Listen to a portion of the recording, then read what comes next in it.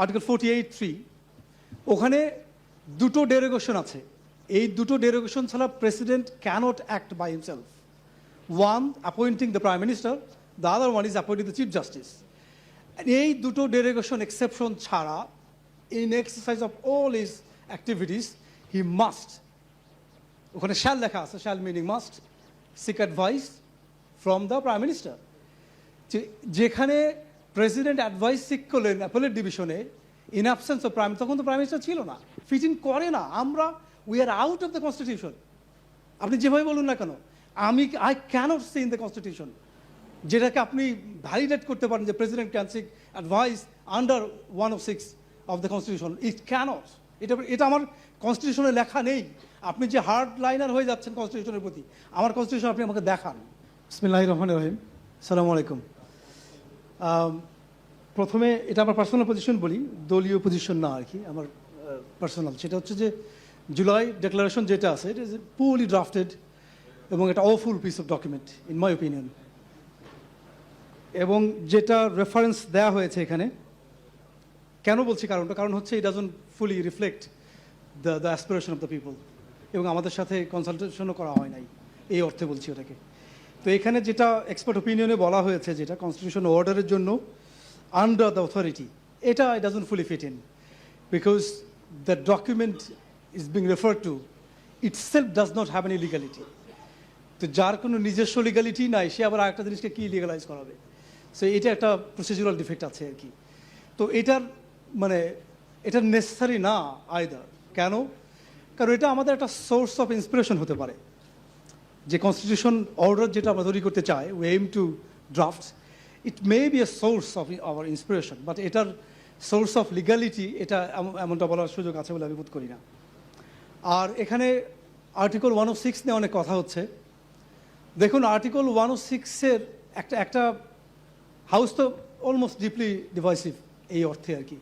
তো 106-এ যারা একদম হার্ড কোর কনস্টিটিউশনাল পজিশনে আছেন, তাদেরকে বিনীতভাবে বলতে চাই যে 106-এর যে অ্যাডভাইজার ওপিনিয়ন দিয়েছে সুপ্রিম কোর্ট, এটা ইটসেলফ প্রসিডিউরালি ইনকারেক্ট। কেন বলছি? এই অ্যাডভাইসটা সিক করে কে? The president. প্রেসিডেন্ট কোথায় পায়?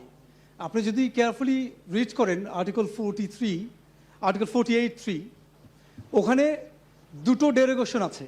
এই দুটো ডেরোগেশন ছাড়া president cannot act by himself. One, appointing the prime minister, the other one is appointing the chief justice. এই দুটো ডেরোগেশন এক্সেপশন ছাড়া in exercise of all his activities he must, ওখানে shall লেখা আছে, shall meaning must, seek advice from the prime minister. যেখানে president advice seek করলেন appellate ডিভিশনে in absence of prime, তখন তো প্রাইম মিনিস্টার ছিল না। এই পয়েন্টটা বলার চেষ্টা করছি যে আমরা যে কনস্টিটিউশনের মধ্যে পুরোপুরি বক্সের মধ্যে ঢোকার চেষ্টা করছি, ডাজন্ট স্কোয়ারলি ফিট ইন। আমরা একটা হাইব্রিড মডেলে আছি। আমরা পুরোপুরি কনস্টিটিউশনাল ফ্রেমওয়ার্কে কনফাইন করার সুযোগ নেই আমাদের, আবার খুব বেশি ওপেন লিবারাল লুজ হওয়ারও সুযোগ নেই। আমরা মোটামুটি একটা মাঝামাঝি জায়গায় থাকতে চাই। এই জন্য এখন প্রশ্ন হচ্ছে যে তাহলে প্রেসিডেন্ট যে অ্যাডভাইজার ওপিনিয়ন সিক করলেন ফ্রম দ্য অ্যাপেলেট ডিভিশন, মানে where did he get the power from? Answer people's will. যে অভূতপূর্ব অভ্যুত্থান হয়েছে 5ই আগস্টে, এই সিরিজ অফ ইভেন্টসগুলো তাকে একটা এম্পাওয়ারমেন্ট করেছে, তাকে এম্পাওয়ার করেছে। এই এম্পাওয়ারমেন্টের জায়গা থেকে তিনি সেটা করতে পেরেছেন। হ্যাঁ, তো এইটার জন্য আমাদের যে পলিটিক্যাল ডকুমেন্ট আমরা বলছি, এটা চার্টার বলুন বা জুলাই ডিক্লারেশন বলুন, এটা যে ট্রান্সফরমেশন টু লিগ্যালিটি, হ্যাঁ, এটার জন্য আমাদের একটা হাইব্রিড মডেল অবলম্বন করার ছাড়া কোনো উপায় নেই। দেখুন, 106-এর খুব বেশি মিসচিভাস 106। কেন বলছি? 106টা যারা আগ্রহ করার চেষ্টা করছে, এটা এরকম যে হৈমন্তী গল্পে হৈমন্তী বলে 17 বছর, তার শাশুড়ি পছন্দ করেন না, গায়ে গতরে বেশ বড় সড়ো, তো বলতে বলেন যে তুমি 13-14 বলো না কেন? হৈমন্তী বলে, মা আমি মিথ্যা কথা বলতে পারবো না। তো বলছে, তোমাকে মিথ্যা কথা বলতে হবে না, যদি কেউ জিজ্ঞাসা করে আমি কি বলবো, বলো যে আমি জানি না আমার বয়স, আমার শাশুড়ি জানেন। রবি ঠাকুর বলছেন যে মিথ্যা বলিয়া কিভাবে মিথ্যা না বলিতে হয় তাহাই শিখাইয়া দিতেছেন। আপনি 106 প্রসিডিউরালি ইনকারেক্ট যদি আপনি পিওরলি কনস্টিটিউশনাল অ্যাপ্রোচ নেন। 106-এর যে অ্যাডভাইজারি ওপিনিয়ন সিক করার জায়গাটা, এটা কনস্টিটিউশনে কোথায় লেখা আছে? প্রেসিডেন্ট দুটো কাজ ছাড়া, appointing prime minister and the chief justice ছাড়া বাকি যে কোনো কাজে he must seek advice from the prime minister. Where is the prime minister? Meaning it doesn't squarely fit in. Constitutional position purely fit in করে না। আমরা we are out of the constitution. আপনি যেভাবে বলুন না কেন, I cannot see in the constitution যেটাকে আপনি ভ্যালিডেট করতে পারেন যে president can seek advice under 106 of the constitution. It can't. এটা আমার কনস্টিটিউশনে লেখা নেই। আপনি যে হার্ড লাইনার হয়ে যাচ্ছেন কনস্টিটিউশনের প্রতি, আমার কনস্টিটিউশন আপনি আমাকে দেখান, আমি শিখতে চাই। Where do you get it from? আর আমরা যে ইন্টারপ্রিটেশনের কথা বলছি, strict interpretation of the constitution, ইন্টারপ্রিটেশনের শুধুমাত্র একটা রুল নাই, 4টা আলাদা আলাদা রুল আছে। আমরা একটা অ্যাপ্রোচ নিয়ে খুব করছি, কি লিটারাল অ্যাপ্রোচ, লিটারাল ইন্টারপ্রিটেশন। বাকিগুলোর নাম বলছি, গোল্ডেন রুল আছে, মিসচিফ রুল আছে, অ্যান্ড পারপাসিভ অ্যাপ্রোচ আছে। টোটাল স্ট্যাচুটরি ইন্টারপ্রিটেশন রুল 4টা। আমাদেরকে শুধুমাত্র এই লিটারাল রুলের মধ্যে কনফাইন করলে চলবে না। দুটা কেসের এক্সাম্পল দেবো। একটা, ইউনাইটেড কিংডমে ইন ইংলিশ জুরিসডিকশন একটা অফেন্স আছে নাম বিগামি। বিগামিটা কখন কমিটেড হয়? যখন একটা সাবজিস্টিং কোনো ম্যারেজ যদি থাকে, ওই পার্সন যদি আরেকটা ম্যারি করে, হি কমিটস অ্যান অফেন্স কল্ড বিগামি। এক ভদ্রলোক, ওই অফেন্সে চার্জ করা হয়েছে, কোর্টে আর্গু করছে যে সে বিগামি অফেন্স কমিট করেছে। তো এখন আমি সময়ের প্রতি সতর্ক আছি, আমি 2 মিনিট শেষ করে দেবো। জি, অনুগ্রহ করে। জি। তো তাকে চার্জ করা হচ্ছে, তো তার আইনজীবী আর্গু করছে এরকম যে, দেখুন আমাদের দেশের আইনে একটা বিয়ে ডকুমেন্ট ওয়াইজ চলমান থাকা অবস্থা আরেকটা বিয়ে লফুলি না।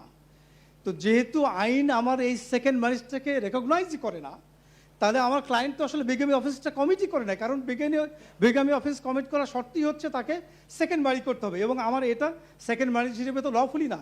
তার মানে আমার client innocent, he did not commit any offence. Court বলছে নো নো। কি সেটা? যে going through the wedding ceremony sufficient to constitute that offence. এটাকে লিটারাল রুলে পড়ে নাই তো, এটা পারপাসিভ অ্যাপ্রোচ নিয়েছে কোর্ট। আরেকটা এক্সাম্পল দেয়, after the second world war একটা কেস আছে, central London property versus High Trees house. Lord Denning, arguably he is one of, if not the most influential জাজ ইন ইংলিশ জুডিশিয়াল হিস্ট্রি।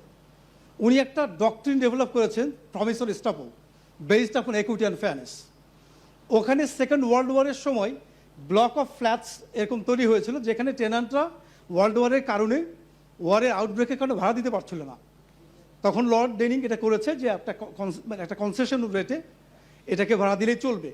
যখন war time শেষ হয়ে গেছে, তখন ওই টেনান্টগুলো ওই রেডিউসড অ্যামাউন্টে ভাড়া দিতে চাইছিল। ডেনিং বলছে যে no, you need to go back to the original position. তো এটা বলার চেষ্টা করছি, দেখুন একটা পিওর কন্ট্রাক্টের নেচারে court literally under cannot do this. It's a private pure contract, কিন্তু court to secure justice and fairness has done this, এবং this has been established as a doctrine called promissory estoppel. তো আমাদের ইন্টারপ্রিটেশনে এরকম ফেয়ারনেসের জন্য, two secure justice, এবং আমাদের নেশনের যে deeply divisive nation, এটি থেকে উদ্ধারের জন্য আমাদের literal interpretation is not sufficient. We need to go beyond and over that. Thank you. জি, অনেক ধন্যবাদ ব্যারিস্টার সানি আব্দুল হক। জনাব রাশেদ খান, গণ অধিকার পরিষদ।